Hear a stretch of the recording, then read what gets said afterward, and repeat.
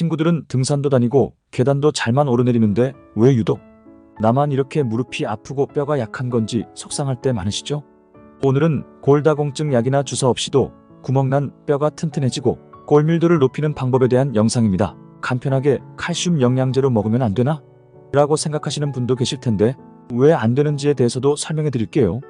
저희 어머니를 생각하며 더욱 꼼꼼하게 자료를 찾고 열심히 제작했으니 주변의 관절이나 뼈 건강으로 인해 힘들어하시는 분들이 계시다면 함께 공유해보세요. 그리고 영상이 도움이 되셨다면 구독과 좋아요도 함께 부탁드리겠습니다. 골다공증은 뼈의 밀도와 강도가 약해져 골절이 쉽게 될 수 있는 상태를 말합니다. 노화로 인한 자연스러운 질환이라 여길 수도 있지만 어떻게 관리하느냐에 따라 사람마다 뼈의 상태는 천차만별로 변하게 되죠. 골밀도 검사를 통해 측정했을 때 50세 이상 남성과 폐경 이후의 여성을 기준으로 그 수치가 -1 이상이면 정상, -1에서 -2.5까지는 골감소증, -2.5 이하를 골다공증이라고 진단 내립니다. 마이너스 숫자가 커질수록 심한 골다공증인 거죠. 골다공증은 폐경 이후 여성들에게만 발병한다고 생각하는 분들이 많은데 50세 이상 남성들도 남성 호르몬인 테스토스테론이 감소하면 발생할 수 있습니다.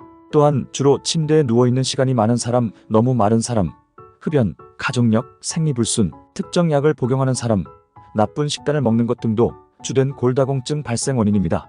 골밀도가 감소하면 단순하게 무릎이나 관절만 안 좋아지는 거라고 생각하실 수 있는데 잇몸도 많이 안 좋아지게 됩니다. 잇몸이 안 좋아지면 자연스레 치아가 흔들려 빠지는 경우도 빈번하게 생기게 되죠. 그래서 나이 들고 임플란트를 하시는 분들 주변에서 정말 많이 보셨을 거예요.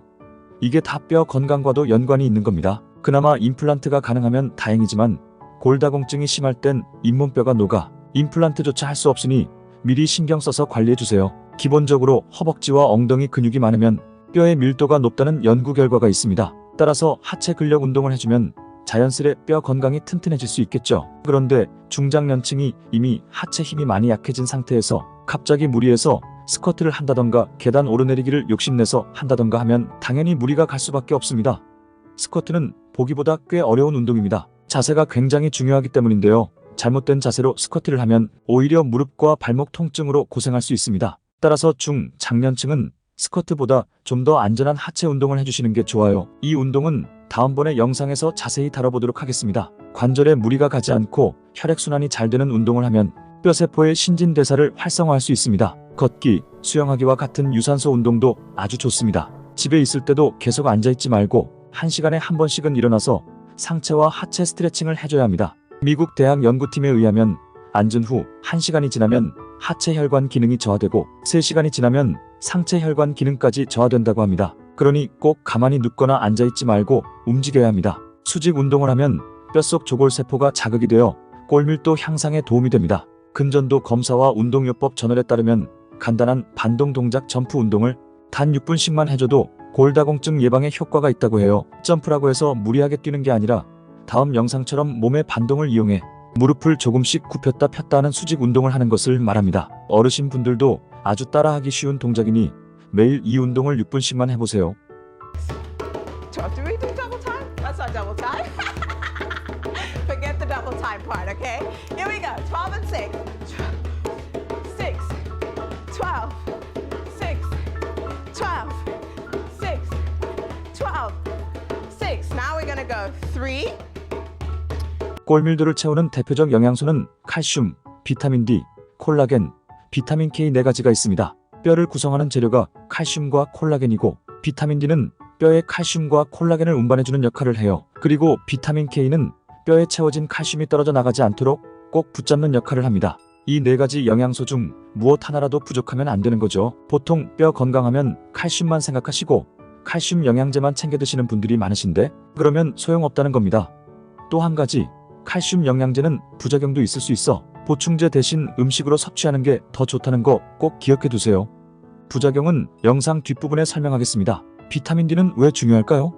바로 장에서 칼슘과 인을 흡수하고 골격 성장과 유지에 도움을 주는 효능이 있기 때문입니다. 근육에 직접적으로 중요한 역할을 하는 게 바로 비타민 D 성분입니다. 실제로 비타민 D를 충분히 섭취하면 넘어지거나 낙상을 하는 위험률이 20%나 감소한다고 해요. 또한 암을 예방하는 효과도 있다고 합니다. 당뇨 환자나 고혈압 환자들에게도 큰 도움이 되는 영양소이니 꼭 챙겨야 합니다. 만약 65세 이상이라면 비타민 D의 하루 권장량은 600 IU 이상이 필요하고 단순 예방 차원이 아니라 치료를 위한 목적이라면 대한골 대사학회에서 권장하는 하루량은 800 IU 이상입니다. 그런데 문제는 뼈 건강을 위해 필수로 필요한 비타민 D를 이것과 함께 복용하면 오히려 건강을 악화시킬 수 있는데요. 바로 탄산칼슘입니다. 탄산칼슘은 칼슘 보충제에 널리 사용되고 있는 성분이며 만성 신부전 환자들의 치료를 위해 약으로도 쓰이고 있습니다. 또한 속쓰림과 위염 등을 위해 복용하는 위제산제에도 널리 쓰이는 성분입니다. 이런 탄산칼슘을 비타민 D와 함께 복용하면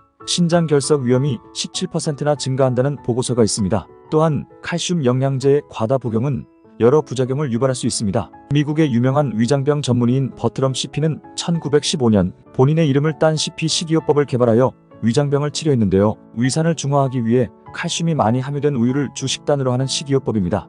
향후 수십 년 동안 이 식이요법을 위궤양 환자들에게 적용했지만 그 환자들에게서 신부전, 알칼리증, 고칼슘 혈증의 부작용이 생겼습니다. 칼슘을 과다 복용하게 되면 고칼슘증으로 인해 소화불량, 구토, 복통 및 정신 상태 변화까지 생길 수 있는 거죠. 이처럼 칼슘을 약이나 영양제로 섭취하는 것에는 많은 주의가 필요합니다.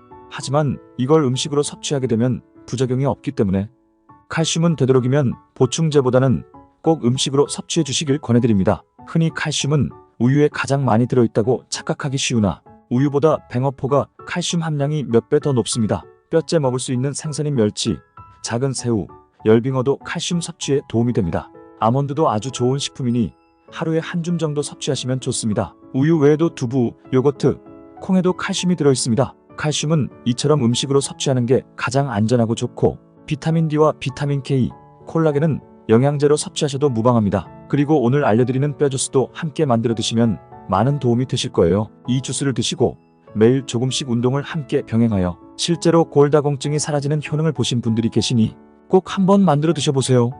만드는 방법과 재료는 아주 간단합니다. 우유 200ml에 케일 3장, 바나나 1개, 아몬드 20알에서 25알을 넣고 갈아서 아침 공복에 주스로 마시는 겁니다. 케일보다 시금치가 비타민 K 함량이 좀 더 높으나 주스로 갈아 마시기엔 케일이 좀 더 어울립니다. 만약 유당 불내증이 있다면 우유 대신 요거트나 두유로 대체하셔도 괜찮습니다. 이때 주의할 점은 꼭 당이 들어가지 않은 무가당 요거트, 무가당 두유로 해주셔야 합니다. 골다공증 유발 음식 1위가 바로 설탕이기 때문인데요. 그 다음으로 정제된 밀가루와 탄산음료가 골다공증을 유발하는 나쁜 음식입니다. 그러니 실컷 몸에 좋은 주스 만들어 먹고 골다공증 유발하는 음식을 먹는 일은 없어야겠죠. 이외에도 골다공증을 유발하는 의외의 것이 있는데요. 바로 고지혈증 약과 스테로이드 약입니다. 고지혈증 약의 대표적인 부작용이 바로 근육 손상과 간 독성이기 때문에 뼈 건강과도 밀접한 연관이 있는 거죠. 따라서 고지혈증 약을 복용 중이라면 정기적으로 간 기능, 근육 효소, 지질 수치를 검사해 봐야 합니다. 이미 생긴 병은 어떤 병이든 완치하기가 참 어렵습니다. 그러니 예방에 좀 더 신경 써서 모든 분들이 유병장수 말고 8899-1234 삶을 사셨으면 좋겠습니다. 오늘 영상 시청해 주셔서 감사드리며 늘 행복하세요. 구독과 좋아요는 늘 힘이 된답니다.